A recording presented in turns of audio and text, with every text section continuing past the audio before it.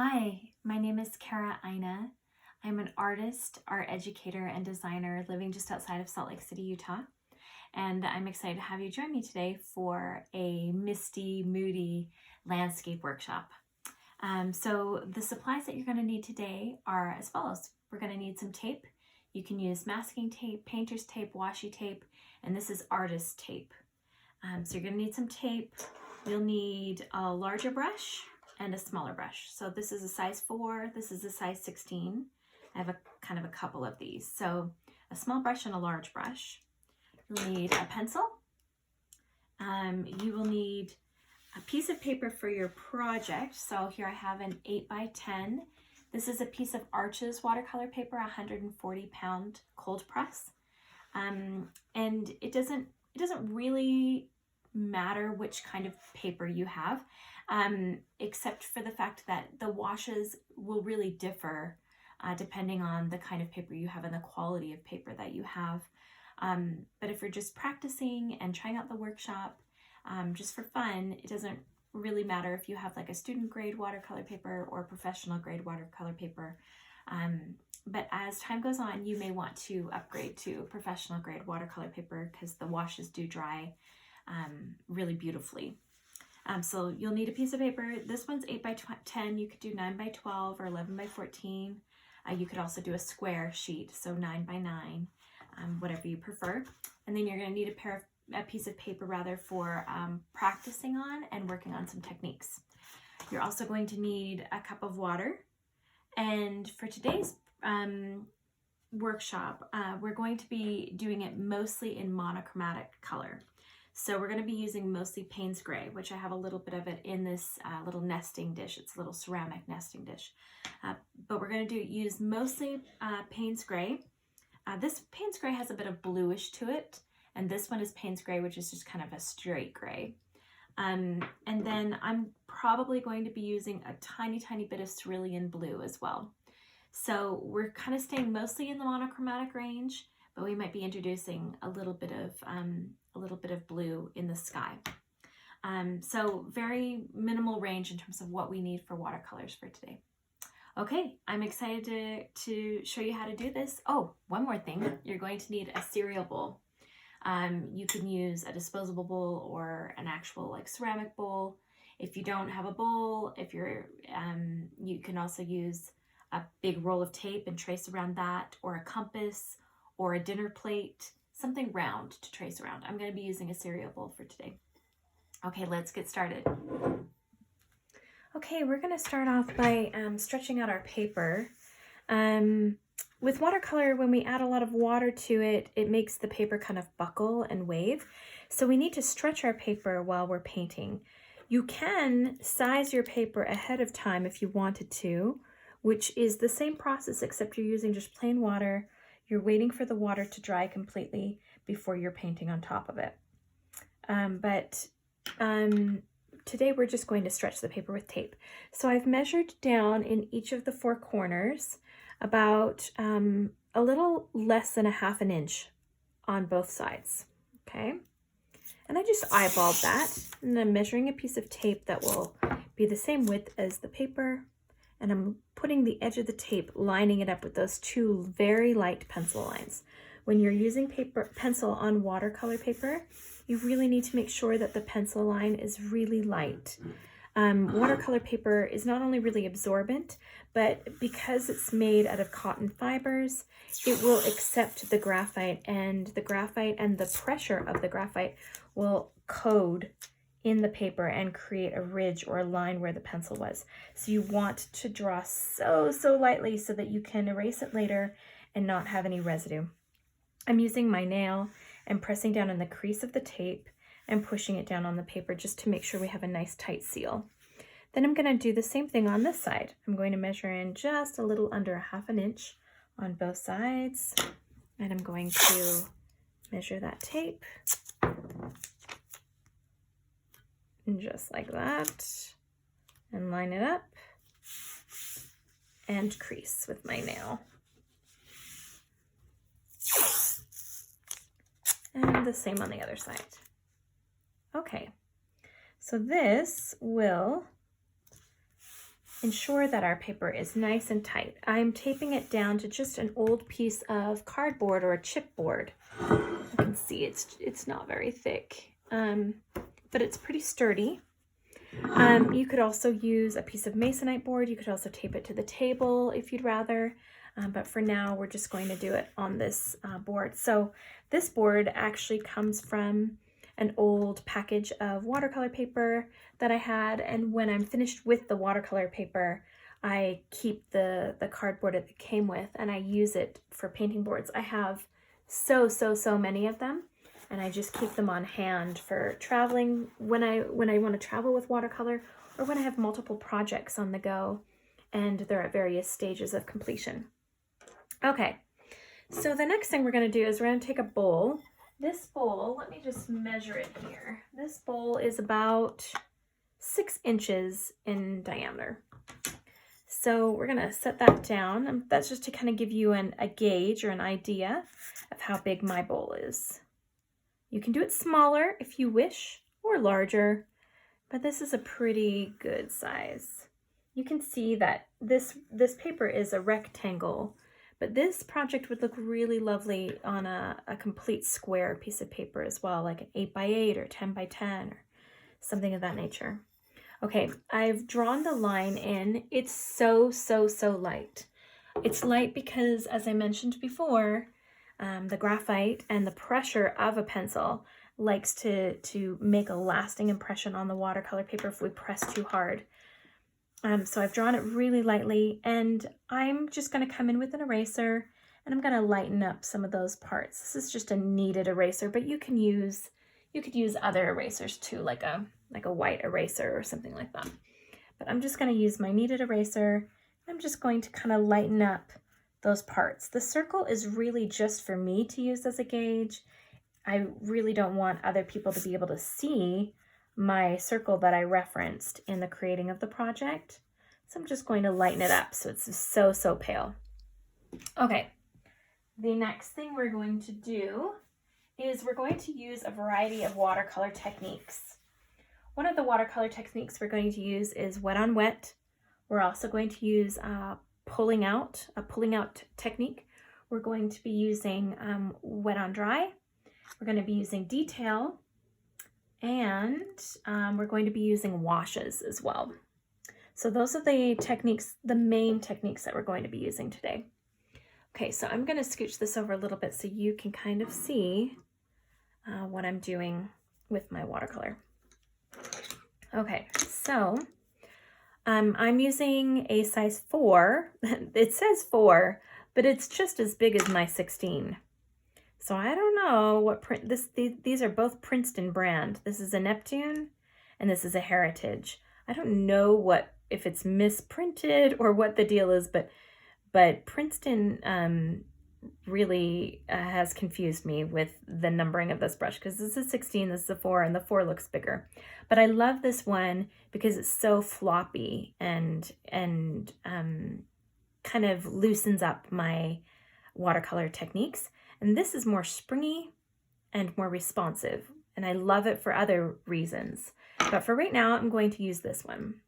I'm going to dip my brush into just some plain water. And here's my circle right here. I'm going to go up probably about like 2/3 of the way up on my paper. And I'm going to just use straight water, and I'm going to kind of create a horizon line within that circle just with plain water.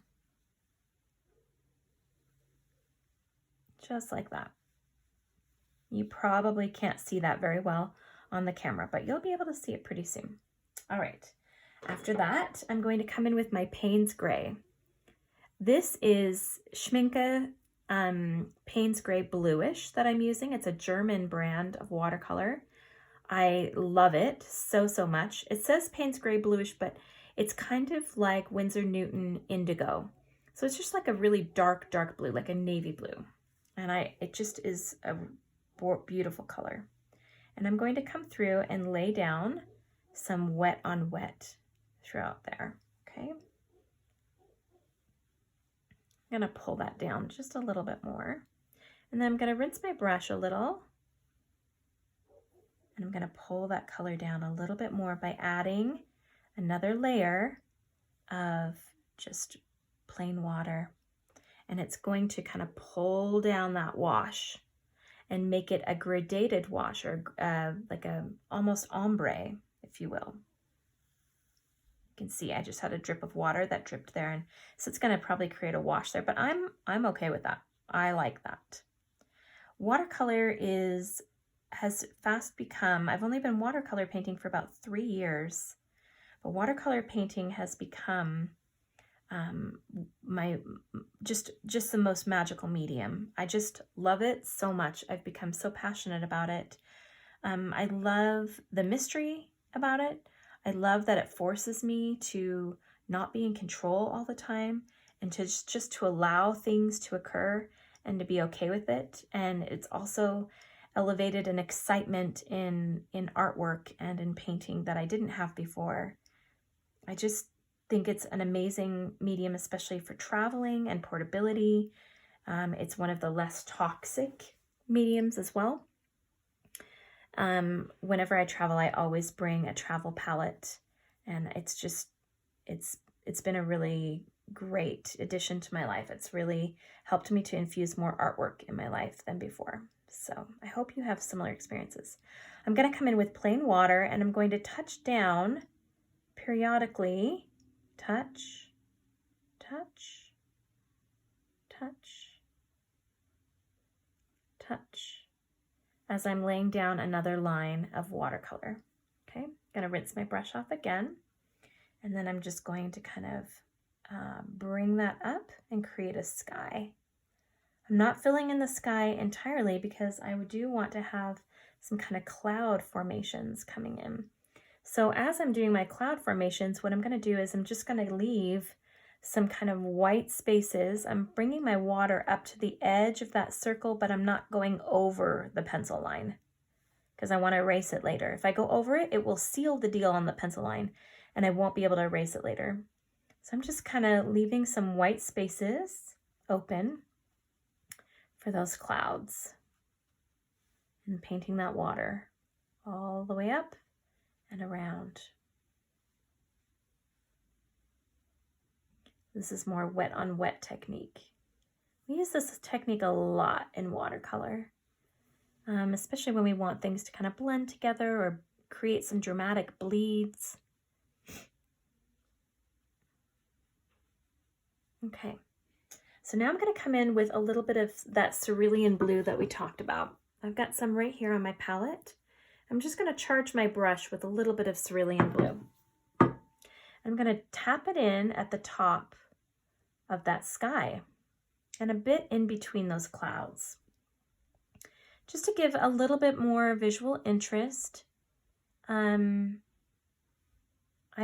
you can do it just with one color. You don't have to have the cerulean blue, but I think it kind of adds a bit of dramatic effect. I'm going to bring some of that blue down on the side, and I'm going to lighten it out a little bit. I'm also going to add the tiniest bit of gray or black, if you will. Just a tiny, tiny, tiny bit. You can see it. I've diluted it a lot with water, so it's very, very light. I'm just going to do some kind of at the base of those clouds.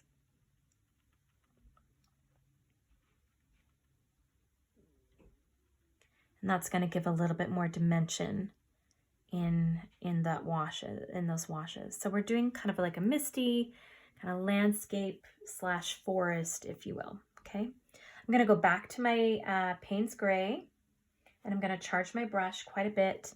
And I want to pump up the drama in that horizon line a little bit. So I'm going to come in with some more darks. I'm going to allow it to bleed. I don't know where it's exactly going to bleed. I mean, I can control it a little bit, but it's by and large, it's going to give me some surprises, and that is okay.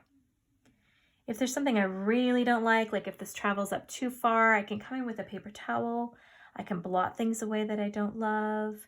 If you don't love this white line straight across, I'm going to show you how to minimize it in just a minute, okay?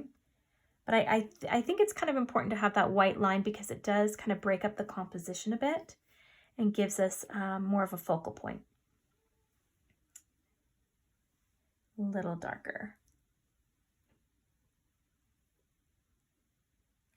Especially at that horizon line. I just like to have a couple bits that are really dark.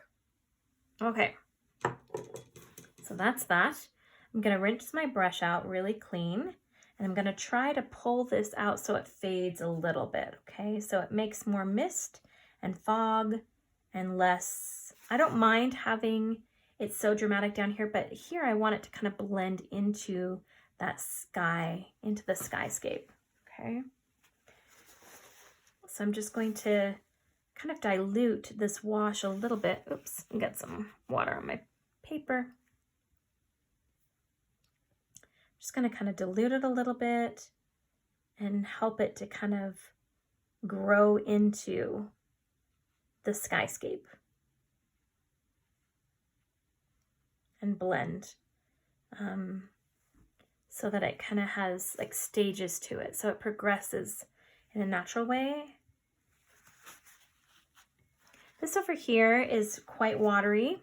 It could dry really beautifully. I'm not entirely sure, but it's pretty dark, and it's not growing as gradually as maybe I would like it to.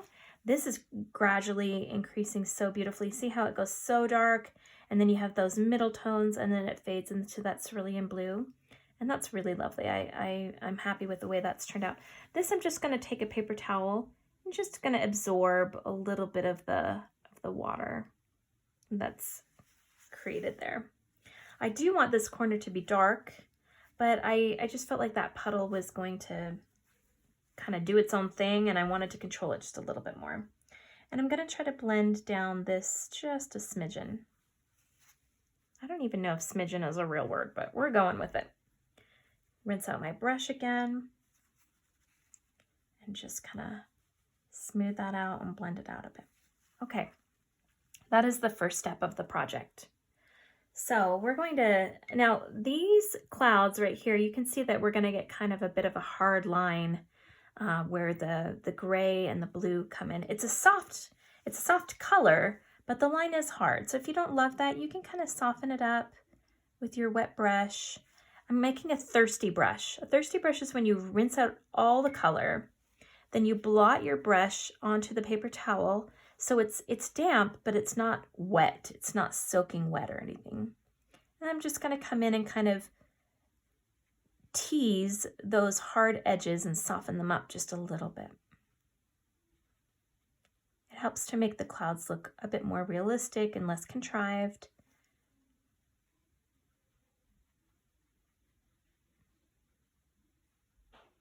And gives me more of the texture that I'm possibly looking for.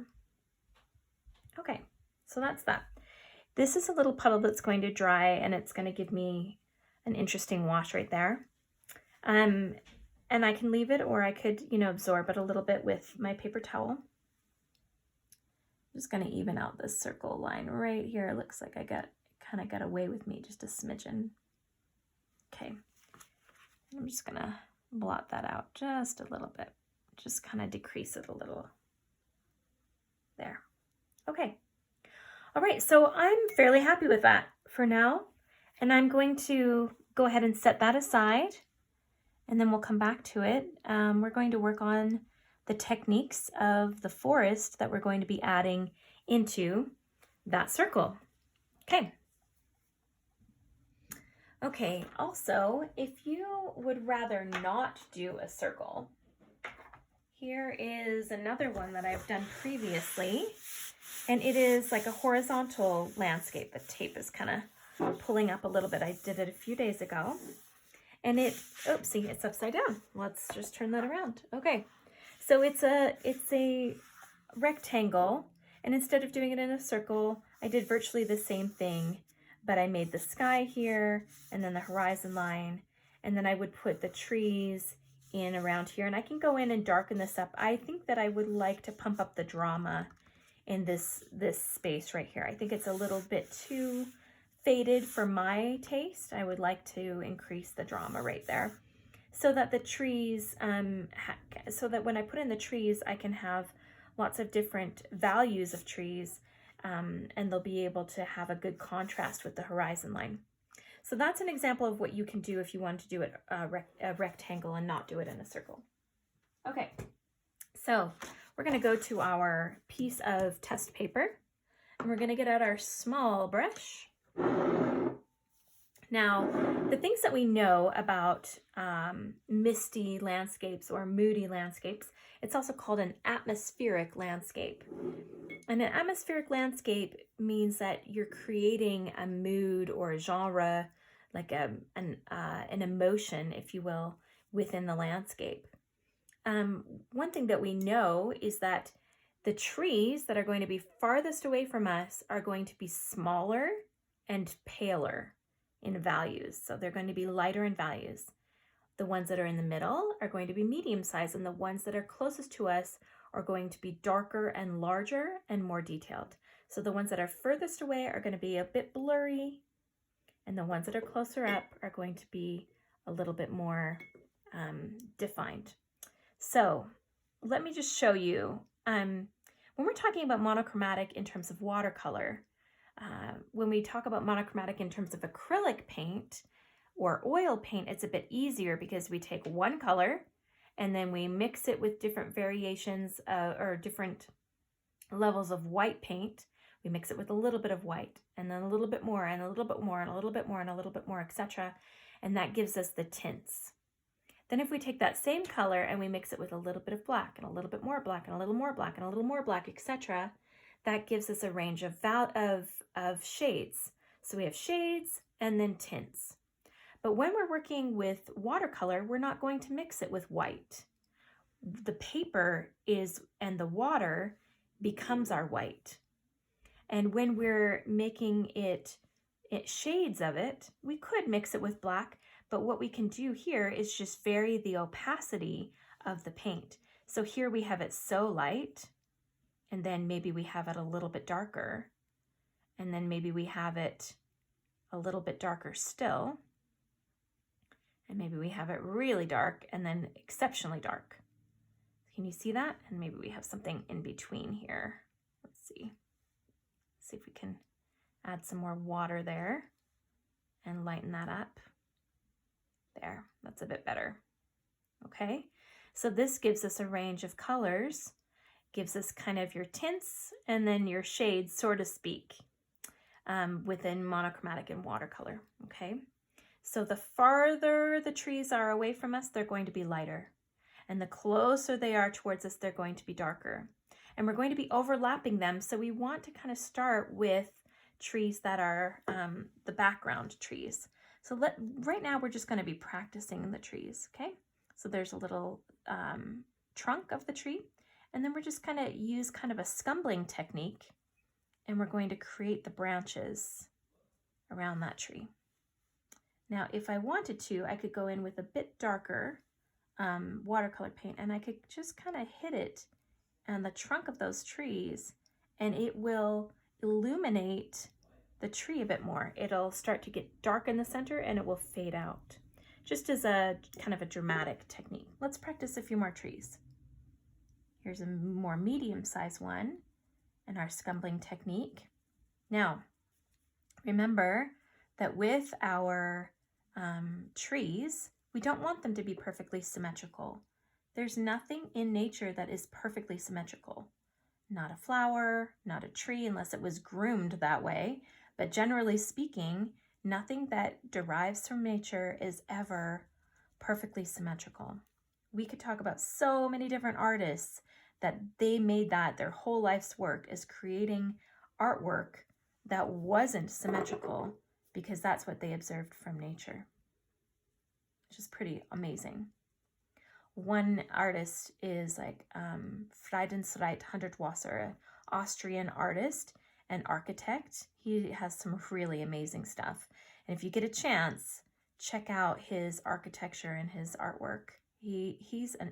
I just learned so much from studying his life and his artwork. It's pretty phenomenal. Okay, There's another one. And then we can do one that's like maybe a little bit closer up to us. You saw that I skipped over a branch there because I don't want it to be perfectly symmetrical.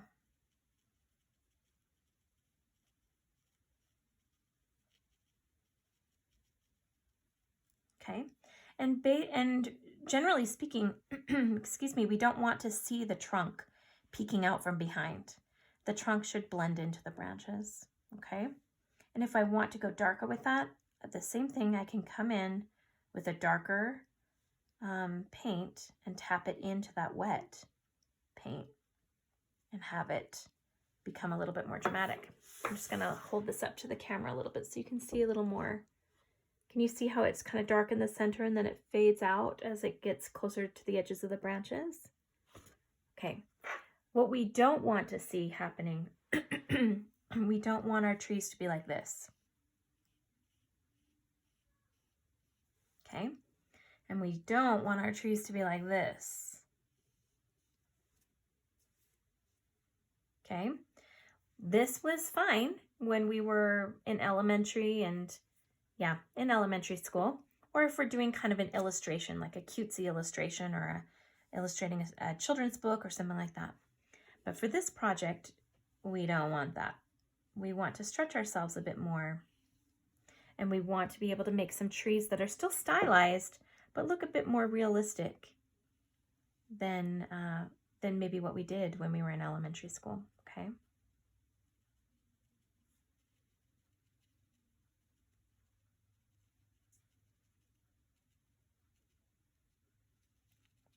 Now, when I'm holding the brush, and the scumbling technique that I'm doing is basically kind of bouncing like that.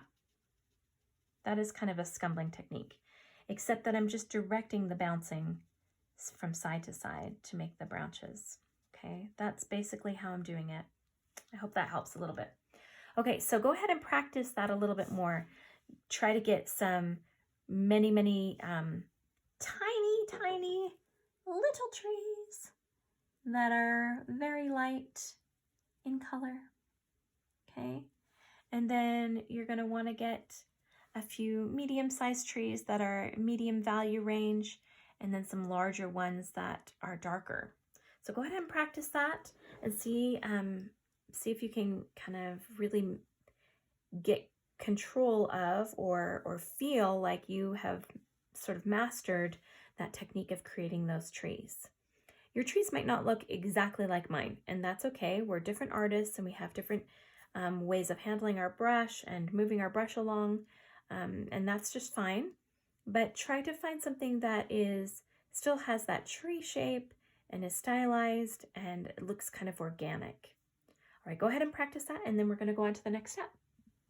Okay, one thing that I did want to show you is if you only have a large brush and you don't have smaller brushes to use, let me just show you that you can still accomplish these trees. They'll just come out looking a little bit different, and that's totally fine. So let me just charge the brush with a little bit of paint and show you what I mean. You're still going to use the tip of the brush. Oh, I need a little bit more paint than that. There we go. You're still going to use the tip of the brush, and you're still going to use that scumbling technique, but the lines are just going to come out a little bit different. The shape of the tree is going to be a bit different. But it still works. It's just going to yield a different result. Let's try it with a different brush. Let's try it with that really floppy brush that I used for the washes initially, because this one doesn't have as much spring as the one that I just used. So let's try this one. Just going to use the very tip of the brush and then create that scumbling technique. Okay, it's giving me much fatter or wider scumbles, if you will, wider branches than what I had with this one or with these ones. But it doesn't look bad. Still looks really interesting. Okay, and let's rinse that brush out, and let me show you this is a size 2 brush. So these were a 4. This is a 16, and then that's that floppy Neptune brush that I talked to you about at the beginning. And this is a size 2. So this gives me much finer detailed lines.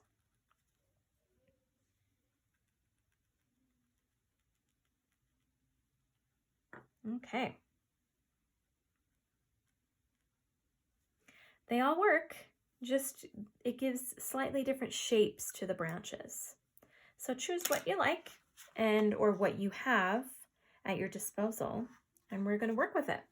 Okay, here we have the circle that is all dried, and we're ready to turn it into an atmospheric landscape. I'm first going to come in with my kneaded eraser, and I'm going to completely erase the light pencil line that I drew initially to get that circular shape, what kind of gave me the gauge.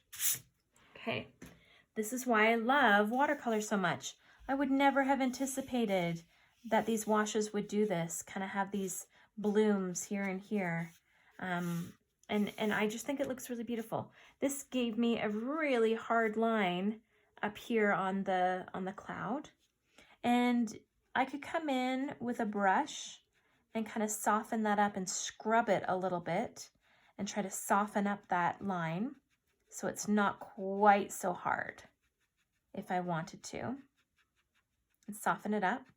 Or if I like it that way, I can just leave it. You can see it's softening up just a little bit already. Okay, so that's a technique that you can do even after the paint is dry.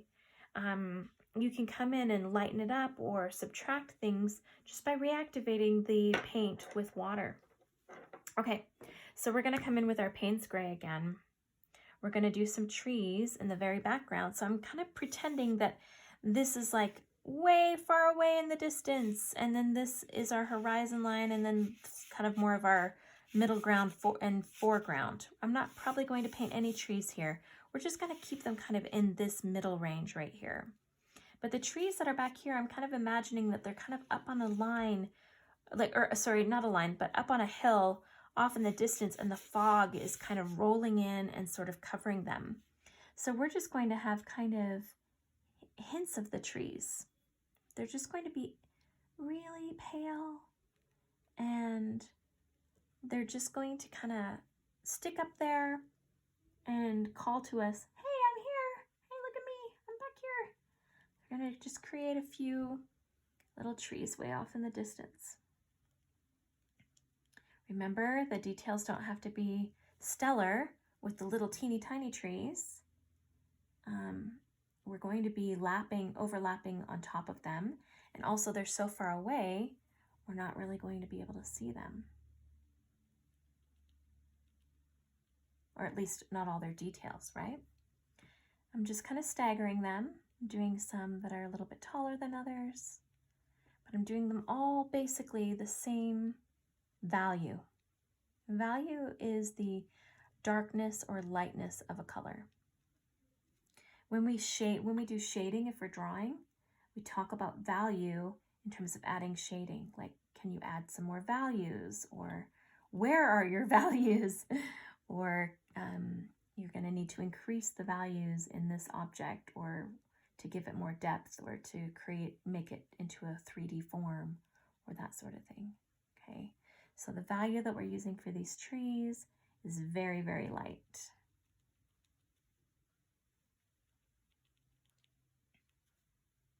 And they're just gonna kind of create the background for our other trees.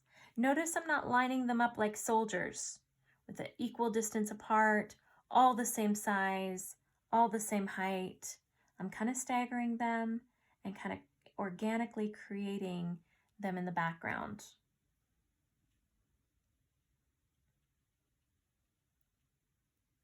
Because in nature, they wouldn't be all like that in a row. I'm gonna do one up a little taller back here. Maybe this hill kind of dips up a little bit. It kind of looks like that, how this goes up. So I'm gonna play off that. I'm gonna create a tree kind of going up on the sides, up on those hills.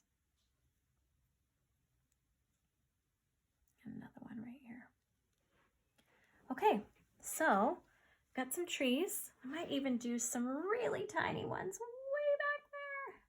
So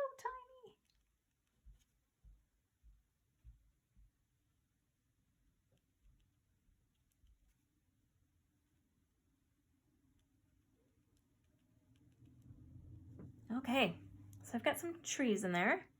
And now I'm going to do kind of my middle value tree. Okay, so these are going to be just a little bit darker than the ones that I've already done, and they're going to be a little bit bigger. And I kind of want to remember which ones are dry and which ones are wet. This one is still wet. This one over here is still wet. These other ones are pretty dry, so I can start overlapping them. So I'm going to do a tree. The ones behind it are going to peek out and give it some depth or some distance to it. And the ones that are in front are going to kind of command more attention, if you will, which is great. And they're going to be a bit bigger.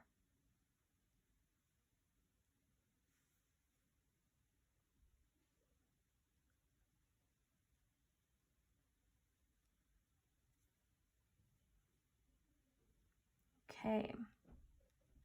If you end up doing this project and you end up, if you have an Instagram account or TikTok or Facebook or what have you, I would love for you to tag me so I can see your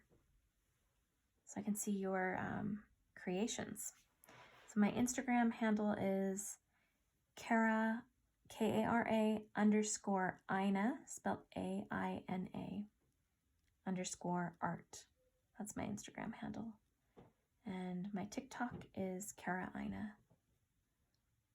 And my website is kara-aina-art.com.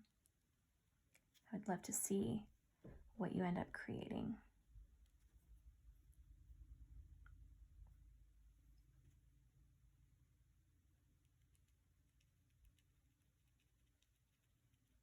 You can see that this forest is starting to kind of grow, kind of fill up more. It's getting a little bit more dense, a little bit more drama. Okay, so I'm going to continue adding more of those trees, and we're going to start doing some darker ones in the foreground. And then we'll be pretty much finished. So I'm going to add some more trees and I'll come back to you and show you what I've added.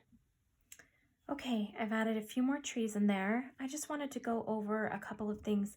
I told you that I would tell you how to soften up that horizon line if you wanted to. And all you need to do is come in with a brush with a tiny bit of water in it, and you're just going to kind of blend it like that. You're just going to reactivate the paint that's around it, and it's just going to fill in, just like that. You can fill in all of it, or you could leave some little white spaces along it. It's completely up to you. I kind of like having a bit of white space showing here and there. I think it's just really interesting, and it kind of creates some highlights and brings people's eye kind of into a distance. I'm going to add a few more darker trees in the foreground. And when I'm adding the trees, I want to kind of check out the balance. Do I want exactly the same number of trees and exactly the same number of like the same kind of balance, like a symmetrical balance on both sides? Or do I want it to be asymmetrical, like have a few more trees here and a few less trees there? Like, where do I want the eye of the viewer to go? So kind of keep that in mind. I also love these really dark washes and how they've hit here. And so when I'm putting in the trees, I kind of want the base of those trees to kind of disappear into the darkness like that. It kind of gives a great landing point for the trees. I'm going to add another one over here.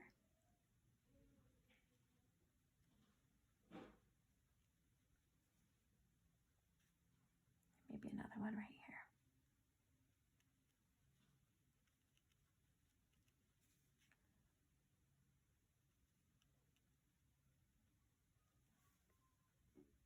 And a few more over on this side. I'm going to do a really tall one.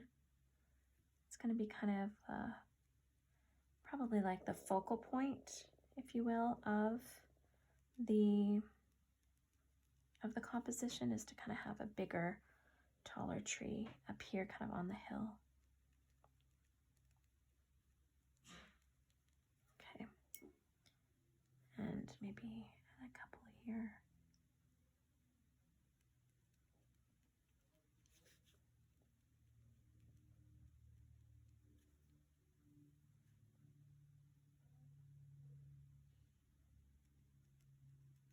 I kind of want to have those lines, that horizon line, kind of peeking out between a few trees. I don't want it completely visible. At least that's just my taste or preference, I guess. If you want it visible, that's just fine, but kind of keep that in mind. Do I want these lines completely visible, or do I want them to kind of be nuances or kind of subtle in the background there?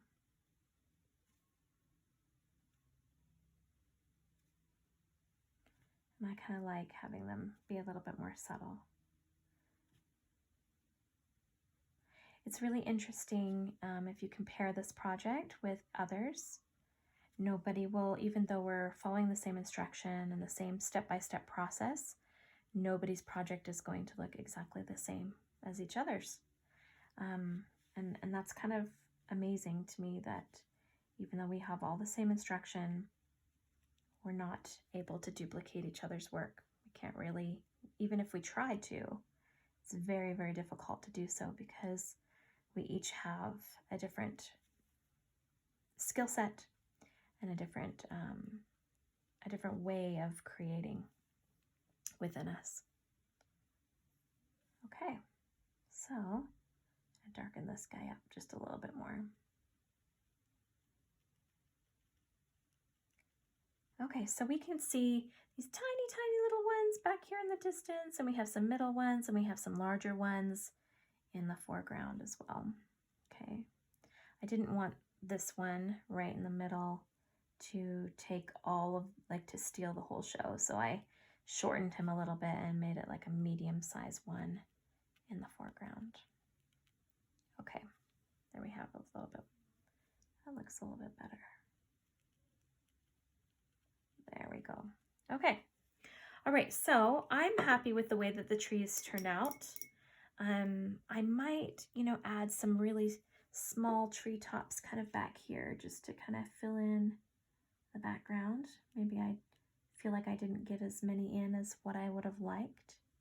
So I can just go in and kind of paint those in a little bit, add a little bit more depth into the background.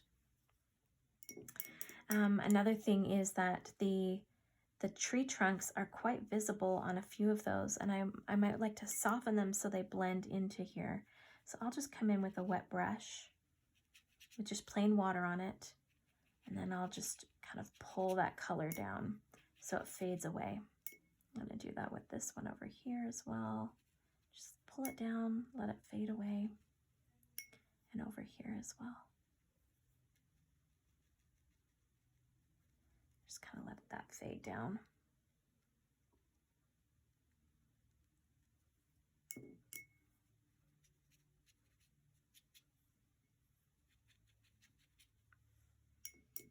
And then right here.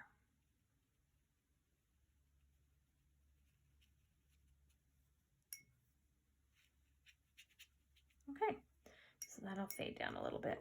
Okay, so that is basically our atmospheric landscape, or our moody, misty landscape. You can continue to go further back if you wanted to and add even tinier trees. You could even bring it down further and have this more dense if you'd like. I would encourage you to kind of keep in mind when you're doing a composition of kind of keeping it in the bottom third as opposed to like right at the half line. If you keep it closer to the bottom third, it will strengthen your composition, and it will create a better visual focal point and more visual interest, and it will just increase the overall unity and balance of your composition. Okay, I hope that this was an enjoyable process. I hope you were able to learn some new techniques or some new information about the wonderful world of watercolor. I really appreciate you joining me for this workshop, and please reach out to me if you have any questions.